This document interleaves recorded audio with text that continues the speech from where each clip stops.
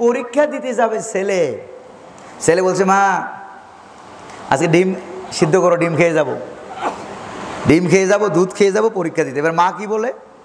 মা বলে যে, বাবা মুরব্বীরা বলে যে পরীক্ষা দিতে ডিম খাইতে যাইতে নাই, পরীক্ষার দিন ডিম খাইতে নাই। আপনাদের এলাকায় আছে এটা? ছেলে বলছে, মা পরীক্ষার দিন ডিম খেলে কি হবে? পরীক্ষার দিন যদি ডিম খায় তাহলে পরীক্ষার খাতার মধ্যে নাম্বারের জায়গায় বড় বড় 2টা ঘোড়ার ডিম পাবা। আপনাদের এলাকায় এটা আছে কিনা? এটা ঘোড়ার ডিম পাওয়া যাবে। তো এই জন্য দেখেন, এই কথাটা হলো কি, এই কুলক্ষণগুলো এগুলি কুসংস্কার, এগুলি কি কুসংস্কার, এগুলি শিরিক, এগুলি কি ছোট শিরিক, কবিরা গুনাহ। এগুলির কারণে ঈমান নষ্ট হবে না, কিন্তু আমল নষ্ট হয়ে যাবে। আল্লাহ আমাদেরকে এই শিরিক থেকে বাঁচাবার তৌফিক দান করুন, বলি আমিন। আরো জোরে বলি আমিন। নবীদেরকে বলা হলো কুলক্ষণ, বলা হয়েছে কিনা? নবীদেরকে বলা হলো দেশ বিরোধী, স্বাধীনতা বিরোধী। বর্তমান হলে বলা হতো রাজাকার মৌলবাদী। বলছিলাম মনে আছে নাকি নাই? বলেন তো মনে মনে কোন শহরে আছি? আরো জোরে কর। মনে মনে আসি সিরিয়ায়।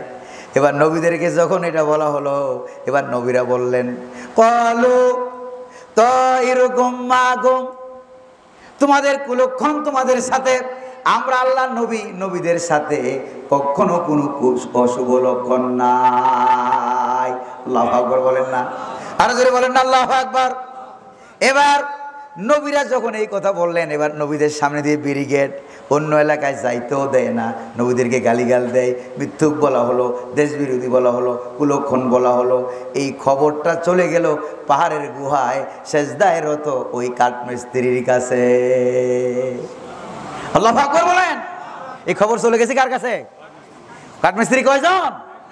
একজন। আচ্ছা, এবার কাঠমিস্ত্রির কাছে খবরটা চলে গেল ব্যবসায়ী মানুষ। এবার সে কি দোকান আর কয়েকটা বাড়াবে? দোকান কয়েকটা বাড়াবে, ব্যবসা আরো বাড়াবে। কি করবে? জীবন বাজি রেখে কাঠমিস্ত্রি কি করলো দেখেন, এমন জোরে দৌড় মারলো।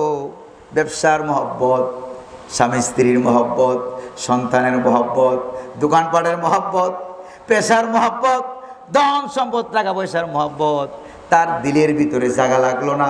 নবীদের সম্মানের মহব্বত তার কাছে অনেক বড় হয়ে গেছে। আল্লাহু আকবার বলেন। নবীদের সম্মানের মহব্বত বড় হয়ে গেল। ব্যবসা বাণিজ্য পরিত্যাগ করে এমন জোরে দৌড় মারল নবীদেরকে রক্ষা করার জন্য। আল্লাহ পাক ওই কাঠমিস্ত্রির হাবিবে নাজ্জারের কিভাবে দৌড় মারলো, ওই দৌড়ের কথাটাও আল্লাহ পাক সূরা ইয়াসিনের ভিতরে উঠাইয়া দিলেন। আল্লাহু আকবার বলেন, জোরে বলেন আল্লাহু আকবার। وجاء من أقصى المدينة رجل يسعى قال يا قوم اتبعوا المرسلين। এমন জোরে দৌড় মারলো, দৌড় মেরে এসে সে এমন জোরে দৌড় মারলো যার পরে আর কোনো শক্তি তার কাছে নাই। গরিব মানুষ, ঘোড়াও ছিল না, গাধাও ছিল না, থাকলে এগুলির পিঠে চড়ে আসতে পারতো। আর সেই কালে তো গাড়ি আবিষ্কার হয় নাই, গাড়িও ছিল না। ঘোড়ার গাড়ি ছিল, গাধার গাড়ি ছিল, এর বাইরে অন্য কোনো গাড়ি টাড়িও সেকালে ছিল না। এবার জীবন বাজি রেখে এমন দৌড় মারলো, দৌড় মেরে এসে 3 জন আল্লাহর পয়গাম্বর, সামনে ব্যারিকেড, আর এমপি, মন্ত্রী, মেম্বার, চেয়ারম্যান, সেই সিরিয়া এলাকার কাফেরেরা নবীদেরকে মারতেছে, গালিগাল দিচ্ছে। ওই কাঠমিস্ত্রি জীবন বাজি রেখে দৌড় মেরে আল্লাহ নবীদের সামনে এসে নবীদেরকে রক্ষা করার জন্য দাঁড়িয়ে গেছে। কাঠমিস্ত্রি কয়জন? তাহলে বোঝা গেল একজন ইমানদার হলেও ইসলাম রক্ষা করার জন্য দৌড় মাইরা আগাই আসতে হবে। আল্লাহু আকবার বলেন। কোরআনে কারীম সূরা ইয়াসিন তার প্রমাণ। প্রিয় ভাইয়ের আমার, বর্তমানে কিছু কিছু আলেম উলামা আছে সৌদি আরবের দাম্মামে থাকে। কোন জায়গায়? আরো জোরে কর না, কোন জায়গায়? সৌদি আরবের দাম্মামে থাকে, খায়। এরা হলো মদিনার হুজুর, খায় মদিনার খেজুর। কি খায়? এরা হলো বড় বড় দামি দামি হুজুর, এসি রুমের ভিতরে থাকে। আপনাদের ভারতবর্ষ বাড়ি আছে একটা, আছে নাকি নাই? জোরে কর না, আছে নাকি নাই? সে বলে কই নবীদেরকে গালি দিলে আমার কিছু করার নাই। জোরে কর নাউজুবিল্লাহ। আমি বলি পাগল রে পাগল, তোমার তো ঈমান নাই। কারণ ঈমান যদি থাকতো নবীকে গালি দেওয়ার সঙ্গে সঙ্গে তুমি হাউমাউ করে হুঙ্কার দিয়ে সিংহের মতো, বাঘের বাচ্চার মতো দাঁড়িয়ে যাইতা। কথা কন ঠিক কিনা? আমাদের শক্তি নাই, কি নাই? শক্তি নাই, মানুষ নাই। এবার আমি বলি সূরা ইয়াসিনে ওই কাঠমিস্ত্রি ছিল কয়জন? তার শক্তি ছিল, মানুষ ছিল, জীবন বাজি রেখে একা একা দাঁড়িয়ে গেছে। আল্লাহু আকবার বলেন না। এবার আল্লাহ নবীর জন্য, দ্বীনের জন্য, কোরআনের জন্য আমি একা একা যদিও থাকি, যদি তোমার ডাক শুনে কেউ না আসে, তবে একলা চলো রে, একা একা অন্তত একজন মুসলমান হইল দ্বীন ইসলামের জন্য একা একা হইল চলবো। কারা কারা রাজি আছেন দুই হাত উঁচু করে আল্লাহরে দেখান। আল্লাহ কবুল করুন বলি আমিন। কারণ আসছিও একা, যাব কবর যাব কয়জন?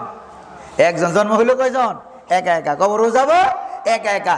ইসলামের কাজও অন্য কাউকে না পেলেও একা একা করবো, একামতে দ্বীনের কাজ, ইসলামের কাজ। এটাই হলো একজন ইসলামী আন্দোলনের সঠিক কর্মীর কাজ। কথা কোন ঠিক কিনা? এটা হলো আসল কাজ। এটা কি কাজ? আসল কাজ। অন্যের দিকে তাকায় থাকে না। ওই কাঠমিস্ত্রি বেচারা ডাইনে তাকায় নাই, বামে তাকায় নাই, অন্য দিকে তাকায় নাই, দল বল আছে কিনা কিচ্ছু তাকায় নাই। তাকাইছে কার দিকে? যে আমি আছি আর আমার সাথে আল্লাহ আছে। আল্লাহু আকবার বলবেন না? যেরকম আল্লাহু আকবার। এই আমার মনে হয় এই কাঠমিস্ত্রির ঘটনার কারণেই একটু পরে দেখবেন ওই কাঠমিস্ত্রি কিভাবে জীবন দেয়। আল্লাহরও কত ইনসাফ, জীবন দেওয়ার আগে আগে আল্লাহ দুনিয়ায় থাকতেই জান্নাত দেখাই দেয়। আল্লাহু আকবার বলবেন না? মৃত্যুর আগে আগে কি জান্নাত দেখতে চান? চান কিনা আপনারা? কারা কারা মৃত্যুর সময় জান্নাত বেহেশত দেখে দেখে মরতে চান? তারা একটু হাত তুলেন, তারা একটু হাত তুলেন।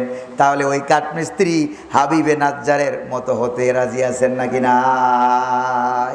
যদি ওইরকম রাজি হয়ে যাইতাম তাহলে সারা দুনিয়ায় ইসলাম কায়েম করার জন্য 313 জনের বেশি মুসলমান লাগতো না।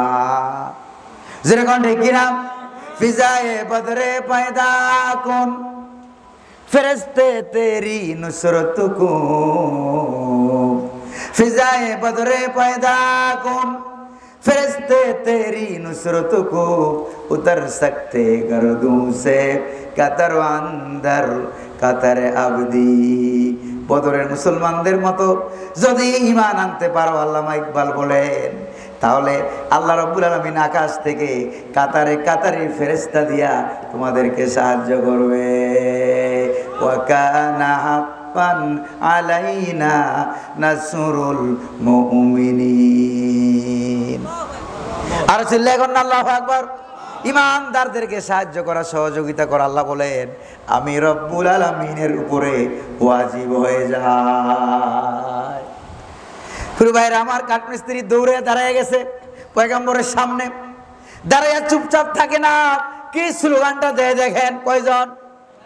দাঁড়িয়ে এসে বলতেছে ইয়া কওমি ইত্তাবিউল মুরসালিন, ও আমার জাতির লোকেরা নবীদের অনুসরণ করো।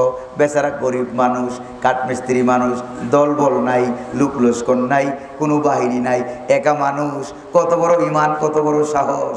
তার এলাকার এমপি, মন্ত্রী, চেয়ারম্যান, মেম্বার, প্রধানমন্ত্রী, প্রেসিডেন্টকে ডাকে বলছে তোমরা মেহরবানি করে বলে নাই, খবরদার তোমরা নবীদের অনুসরণ করো। Direct order. ডাইরেক্ট কি? ইত্তাবিউল মুরসালিন। অনুরোধ করেন নাই, অর্ডার করেছেন। আল্লাহু আকবার বলেন না? কারণ তার মনে মনে ভাব, দ্বীন ইসলামের কাজে অর্ডার করে যদি আমি মরতে পারি তাহলে আল্লাহ জীবনের সমস্ত গুনাহ খাতা মাফ করে দিবেন। আল্লাহু আকবার বলেন। সব গুনাহ খাতা আল্লাহ মাফ করে দিবেন, বিনা হিসাবে আল্লাহ জান্নাত দান করবেন। এই বাসনা, এই নিয়ত কাঠমিস্ত্রির কলিজার ভিতরে আছে নাকি নাই? প্রিয় ভাইরা আমার, ইত্তাবিউল মুরসালিন, ও আমার জাতির লোকেরা নবীদের অনুসরণ করো, নবীদের অনুসরণ করো। তারা নবীদের অনুসরণ করেন নাই। এরপরে কাঠমিস্ত্রি বলতেছে ইত্তাবিউ মাল্লা ইয়াসআলুকুম আজরাও ওয়া হুম মুহতাদুন। এবার কাঠমিস্ত্রি বেচারা বলতেছে তাদের অনুসরণ করো যারা তোমাদেরকে কালেমার দাওয়াত দেয়। আর ওই নবীরা কালেমার দাওয়াত দেওয়ার বিনিময়ে তোমাদের কাছে এক আনা পয়সাও চায় না। আল্লাহু আকবার। কোনো বিনিময় চায় না, কারণ বিনিময় দেওয়ার মালিক কে?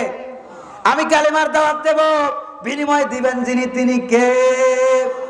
কারণ আমার জানের মালিক, আমার মালের মালিক যিনি, তিনি কে? আল্লাহ। ইন্নাল্লাহ আশতারা মিনাল মুমিনিনা আনফুসাহুম ওয়া আমওয়ালাহুম বিআন্না লাহুমুল জান্নাহ। সিল্লে করুন আল্লাহু আকবার। আর রব্বুল আলামিন বলেন, নিশ্চয় আমি আমার ইমানদার বান্দা বান্দির মাল এবং জান এবং মালকে আমি আল্লাহ কিনে নিয়েছি, ক্রয় করে নিয়েছি, আর বিনিময় আমি রব্বুল আলামিন জান্নাতের ওয়াদা করেছি। এই জন্য আমাদের চিল্লায়ে বলেন, জীবনের মালিককে, মরণের মালিককে, হায়াতের মালিক, মৌতের মালিক, জানের মালিক, মালের মালিককে? মালিক আল্লাহ। আল্লাহ বলেন আমি কিনে নিয়েছি, বিনিময় জান্নাতের ওয়াদা করেছি। তার মানে হলো আমার জীবন আর মরণ, আল্লাহ পাক জীবন আর মরণের কন্ট্রাক্ট আল্লাহর সাথে হয়ে গেছে। আমরা দেব জান আর মাল, আল্লাহ দেবে জান্নাত। আমরা দেব জান আর মাল, আর আল্লাহ পাক দিবেন কি? যেটা বলেন কি দিবেন? তো কন্ট্রাক্ট তো আল্লাহর সাথে হয়েই গেছে, তাহলে মাহফিল কমিটির সাথে কোনো কন্ট্রাক্ট চলবে না। কথা ক্লিয়ার? কথা ক্লিয়ার? আপনাদের ভারতবর্ষে আছে কিনা কন্ট্রাক্ট করে? আছে নাকি নাই? আছে, আছে। আগের বার আসছিল ওই যে হুজুর, পরের বার 50,000 রুপির কমে গাড়ির চাকা ঘুরে না, এরকম হুজুর আছে নাকি নাই? এগুলো কি হুজুর না বিলাতি খেজুর? এগুলো কি? এগুলো হুজুর না, এগুলি খেজুর। এগুলির দাম মামে কিনতে পারবেন, কিন্তু জান্নাতের বিনিময়ে কিনতে পারা যায় না। যেরকম নাউজুবিল্লাহ, আর যেরকম নাউজুবিল্লাহ। দাম মামের হুজুরের কথা কেন বললাম? তাকে বলা হয়েছিল, মিয়া নবীজিরে গালি দিলে করণীয় কি? কই নবীজিরে গালি দিলে আমার কিছু করার নাই। শোনেন নাই আপনারা? আপনারা শোনেন নাই? নাউজুবিল্লাহ বলতে পারলেন না? রাজতন্ত্রের দালাল। কি তন্ত্রের? রাজতন্ত্রের দালাল। এরা রাজতন্ত্রের দালাল, এরা সেকুলারের দালাল, এরা ন্যাশনালিজমের দালাল, এরা নাস্তিক মতবাদের দালাল। ছিল এখন ঠিক কিনা?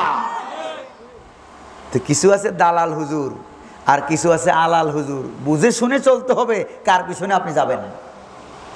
ঠিক আছে কিনা? জেনে বুঝে শুনে কদম বাড়াবেন, যাবেন, কারণ আপনার বিবেকের উপরে পরকালে আপনাকে প্রশ্ন করা হবে। ঠিক কিনা বলেন প্রিয় ভাইরা আমার? এরপরে কাঠমিস্ত্রির প্রথম ওয়াজে কোনো লাভ হয় নাই। কি ওয়াজটা করলো দেখেন, তার পক্ষে কেউ নাই, রাষ্ট্রের পক্ষে সকল কিছু। এবার রাষ্ট্রকে সে বলতেছে তোমরা নবীদেরকে মানো। আল্লাহু আকবার বলা যায় না? ওই বেচারার ইমান দুর্বল না মজবুত? অনেক মজবুত ইমান। এবার এই প্রথম 3টা দাওয়াত দিয়েছে কাঠমিস্ত্রি হাবিব নাজ্জার, 3টা দাওয়াত দিয়েছে। প্রথম দাওয়াতে কোনো কাজ হয় নাই। এবার দ্বিতীয় দাওয়াতটা এবার সে বুদ্ধি করে দিল, নিজের দিকে উল্লেখ করে দিল, ওয়ামা লিয়া লা আ'বুদুল্লাযী ফাতারানি ওয়া ইলাইহি তুরজাউন। এবার কাঠমিস্ত্রির দ্বিতীয় দাওয়াত, আমার কি হলো দেখেন। এতক্ষণ বললো জাতিকে, এবার বলতেছে নিজেকে, যে আমার কি হলো, কেন আমি ওই আল্লাহর গোলামি করব না, ওই আল্লাহর ইবাদত করব না, ওই আল্লাহর আইন কানুন বিধিবিধান আমি কেন মানব না? আল্লাযী ফাতারানি, যে রব্বুল আলামিন দয়া করে আমাকে সৃষ্টি করেছেন। যেরকম সুবহানাল্লাহ, আমাদেরকে যিনি সৃষ্টি করেছেন তিনি কে? আরো জোরে বলেন না, তিনি কে? তিনি তো হলেন আল্লাহ। কেন আমি ওই আল্লাহকে মানব না? নিজেকে ওয়াজ করে। ওয়া ইলাইহি তুরজাউন, আর মৃত্যুর পর আল্লাহকে মানো আর না মানো, মৃত্যুর পর ফিরে যেতে হবে কার কাছে? জোরে কর না, কার কাছে? আল্লাহরে মানলেও আল্লাহর কাছে যাওয়া লাগবে, না মানলেও যাওয়া লাগবে। মিশরে আল আজহার বিশ্ববিদ্যালয়ে যখন লেখাপড়া করি, বিকালবেলায়, একদিন বিকালবেলায় একটা ক্যাফেটেরিয়ায়, কফি হাউসে ঢুকলাম। চা খাবো, কফি খাবো, হালকা নাস্তা টুকটাক খাবো। তো ঢুকার সময় দেখি ওই যে সে দেয়ালের মধ্যে লেখা আছে, আরবিতে একটা প্রবাদ লেখা আছে, যে মান খাফা শাইআন ফাহারাবা মিনহু ওয়া মান খাফা আল্লাহ হারাবা ইলাইহি। যে ব্যক্তি কোনো কিছুকে ভয় পায়, সে ব্যক্তি ওই লোকটা থেকে, ওই যেই জিনিসটাকে ভয় পায় সেইটা থেকে এড়াইয়া চলে, অন্য দিক দিয়ে যায়। কথা বলেন ঠিক কিনা? এই রাস্তায় বাঘ আছে, আমি বাঘ ভয় পাই, আমি কি এই রাস্তায় যাব? অন্য রাস্তায় যায়। ওমান খাফা আল্লাহ হারাবা ইলাইহি, আর যে ব্যক্তি আল্লাহ রাব্বুল আলামিনকে ভয় পায়, অন্য রাস্তায় পালিয়ে যাওয়ার কোনো সুযোগ নাই। জোরে কোন আছে? কোনো সুযোগ আছে? নাই নাই নাই। বাঘ ভয় পান, মানুষ ভয় পান, ও যে রাস্তায় আছে আপনি অন্য রাস্তা দিয়ে পালাইয়া যান। কিন্তু যে আল্লাহরে ভয় পায় সে পালাইয়া গেলেও কার দিকেই যায়? কার দিকে যায়? আল্লাহ পাকের দিকেই যায়। আল্লাহু আকবার বলেন। কাজে আল্লাহ থেকে, দিন ইসলাম থেকে পালিয়ে থাকার কোনো সুযোগ নাই। প্রিয় ভাইরা আমার, দ্বিতীয় ওয়াজে কোনো লাভ হয় নাই। এবার কাঠমিস্ত্রি আরেকটা যুক্তি দিল, দেখেন, আত্তাখিযু মিন দুনিহি আলিহাতান ইউরিদুনির রহমানু বিদুররিন লা তুগনি আন্নি শাফাআতুহুম শাইআও ওয়ালা ইউনকিযুন ইন্নী ইযাল লাফি দালালিম মুবিন। আল্লাহু আকবার বলবেন না? এই সূরাটা আপনারা অনেকে পারেন না। এবার কাঠমিস্ত্রি আরেকটা যুক্তি দিয়ে বলল, আল্লাহকে বাদ দিয়ে অন্য কাউকে যদি আমি গোলামি করি, সেজদা করি, হ্যাঁ, আইন মানি, বিধান মানি, তাহলে এগুলি একটাও আল্লাহর আপদ বিপদ গজব থেকে আমারে বাঁচাইতে, যখন বাঁচাইতে পারবে না। ইন্নী ইযাল লাফি দালালিম মুবিন। তাহলে তো আমি গুমরাহীদের অন্তর্ভুক্ত হয়ে যাব, তাহলে তো আমি গুমরাহীদের অন্তর্ভুক্ত হয়ে যাব। এই কথা কাঠমিস্ত্রি বললেন। দেখেন এই কথাটার মধ্যে একটা মেসেজ আছে কিনা। এই কথাটা বলার পর তৎকালীন সিরিয়ায় মনে মনে বলেন আমরা আছি কোন জায়গায়। এবার সিরিয়ার নেতা নেত্রীরা, কাফের বেদিনেরা, এরা বুঝে ফেলছে কি রে, এই কাঠমিস্ত্রি তো আমাদের দলের লোক না, সে তো বোধহয় নবীদের দলের লোক, তার কথার ভিতরে এটা বোঝা যায়। এবার তাকে মারতে লাগলো, কেউ থাপ্পড় মারে, দেখেন কিভাবে সে মারা যায়, শহীদ হয় কিভাবে, ঘটনা শেষ। শহীদ সে কিভাবে হয় দেখেন, কেউ থাপ্পড় মারে, কেউ আঘাত করে, কেউ কানে মারে, গালে মারে, আঘাত করে করে বলে, হাবিব তুই আবার নবীদের দলে যোগ দিলি কবে? ইসলামী আন্দোলনে কবে থেকে যোগ দিলি? তুই কবে থেকে ইসলামী আন্দোলনে যোগ দিলি?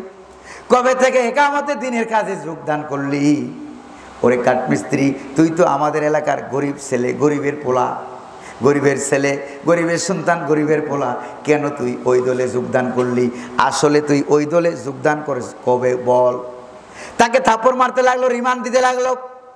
এবার থাপ্পড় খাইয়া কাঠমিস্ত্রি কি বলে দেখেন, তোমরা আমার পরিচয় জানতে চাও, আমার পরিচয় জেনে নাও। আমি আর গোপন রাখতে পারলাম না। আল্লাহু আকবার বলেন। আমি আর গোপন রাখতে পারলাম না। আমার পরিচয় তোমরা জানতে চেয়েছ, আমাকে মারধর করেছ, আমার পরিচয় জেনে নাও। ইন্নী আমানতু বিরাব্বিকুম ফাসমাউন। আল্লাহু আকবার বলেন না। আমার পরিচয় হলো, শুনে রাখো, আমার পরিচয় হলো আমি একজন ইমানদার মুসলমান। তোমরা কাফের, তোমাদের সাথে আমার কোনো সম্পর্ক নাই। ও সিরিয়ার নেতা নেত্রীরা, থাকতে পারে তোমাদের হাতে ক্ষমতা, থাকতে পারে ধন দৌলত, থাকতে পারে দুনিয়ার টাকা, দুনিয়ার পয়সা, কিন্তু আমি কাঠমিস্ত্রি, আমার কাছে যে পুঁজিটা আছে, আল্লাহর কসম করে বলি তোমাদের কাছে এই পুঁজিটা নাই। এই পুঁজির নাম কি? এই পুঁজির নাম হলো ঈমান। এই পুঁজির নাম কি? জোরে কোন, এই পুঁজির নাম কি? এই পুঁজির নাম হলো ঈমান। আমার কাছে ঈমানের পুঁজি আছে, তোমাদের কাছে এই পুঁজিটা। আমার পরিচয় ফাসমাউন, অর্থাৎ ফাসমাউনি, আমাকে ভালো করে জেনে রাখো, শুনে রাখো, আমি হইলাম একজন ইমানদার মুসলমান। আল্লাহু আকবার বলে না চিল্লাইয়া? আল্লাহু আকবার। প্রিয় ভাইরা আমার, এই কথা বলতে দেরি, তাফসিরে দুরুল মানসুরের ভিতরে আছে, এই কথাটা বলতে দেরি। এবার আশেপাশে এলাকা থেকে, আশেপাশ লোক থেকে কাঠমিস্ত্রিকে অন্যান্য লোকেরা, নেতারা, এমপি মেম্বার, চেয়ারম্যান, যারা ক্ষমতাশীল যারা ছিল, তারা সকলে মিলে কাঠমিস্ত্রিকে মারতে লাগলো। কেউ হাত দিয়ে মারে, কেউ পা দিয়ে মারে, কেউ লাঠি দিয়ে মারে, কেউ পা দিয়ে চাপ মারে। মারতে মারতে কাঠমিস্ত্রি বেচারা দাঁড়ানো ছিল, মায়ের সইতে পারে নাই, বেচারা বসে গেছে। এবার আরো মারতে আরম্ভ করলো, বেচারা শুয়ে গেছে। মারতে মারতে বেচারা শুয়ে গেছে। শুয়ে যাওয়ার পর এরা মারার পর এরা মনে করলো মারা গেছে, লাশের উপরে নাচতে লাগলো। লাশের উপরে এখনো বর্তমান দুনিয়ায় মুসলমান ধরে ধরে মেরে লাশের উপরে নাচে, এরকম কুলঙ্গারও বর্তমান দুনিয়ায় আছে নাকি নাই? কথা কন না, আছে নাকি নাই? প্রিয় ভাইরা আমার, লাশেকে মেরে মারতে লাগলো। এবার ওরা মনে করলো ওই কাঠমিস্ত্রিটা মারা গেছে, কিন্তু এখনো তার রুহুটা বের হয় নাই। সে শুয়ে আছে, উপর করে তাকে শোয়াইয়া উপরে নাচতে আরম্ভ করলো, পা দিয়ে চাপ মারে, লাথি মারে। তাফসীর আদ-দুরুল মানসুরের ভিতরে এসেছে, তাফসীরে মারিফুল কোরআনের ভিতরে এসেছে যে এই লোকটাকে পা দিয়ে চাপতে চাপতে তার মেরুদণ্ডটা ভেঙে গোস্তের ভিতর থেকে হাড্ডিটা বেরিয়ে গেছে। গোস্তের ভিতর থেকে হাড্ডিটা বেরিয়ে গেল। বেরিয়ে যেতে দেরি, এখনো রুহু বের হয় নাই। রব্বুল আলামিন তখন ডাক দিয়ে বলেন, ও আমার ফেরেশতা জিবরাইল, 7 আকাশের 7টা দরজা খুলে দাও, জান্নাতের দরজা খুলে দাও, বরাবর করে দাও, আর আমার হাবিবে নাজ্জারের চেহারাটা ওই জান্নাতের দিকে উঁচু করে ধরো। আমি রব্বুল আলামিন ওই হাবিবে নাজ্জারের চোখের পাওয়ারকে আমি আল্লাহ বাড়াইয়া দিলাম, কারণ মৃত্যুর সময় চোখের পাওয়ার বাড়াইয়া দেওয়া হয়। ওই মৃত্যুসজ্জায় শায়িত ব্যক্তি অনেক কিছু দেখে, আশেপাশে বসা লোকগুলোই অনেক কিছু দেখতে পায় না। প্রিয় ভাইরা আমার, আমার হাবিবে নাজ্জারের চেহারাটা আকাশের ওই দরজার দিকে উঁচু করে ধরো। শুধু ধরলেই হবে না, শুধু ধরলেই হবে না, আর আমি রব্বুল আলামিনের পক্ষ থেকে হাবিবে নাজ্জারের কানে কানে জান্নাতের ঘোষণাপত্র, সার্টিফিকেটটা শোনাইয়া দাও। কিলা দুখুলিল জান্নাহ ক্বালা ইয়া লাইতা কওমি ইয়ালামুন বিমা গফারা লি রাব্বি ওয়া জাআলানি মিনাল মুকরামিন। চিল্লায় কোন আল্লাহু আকবার। আরো জোরে কোন না, সবাই বলেন না আল্লাহু আকবার।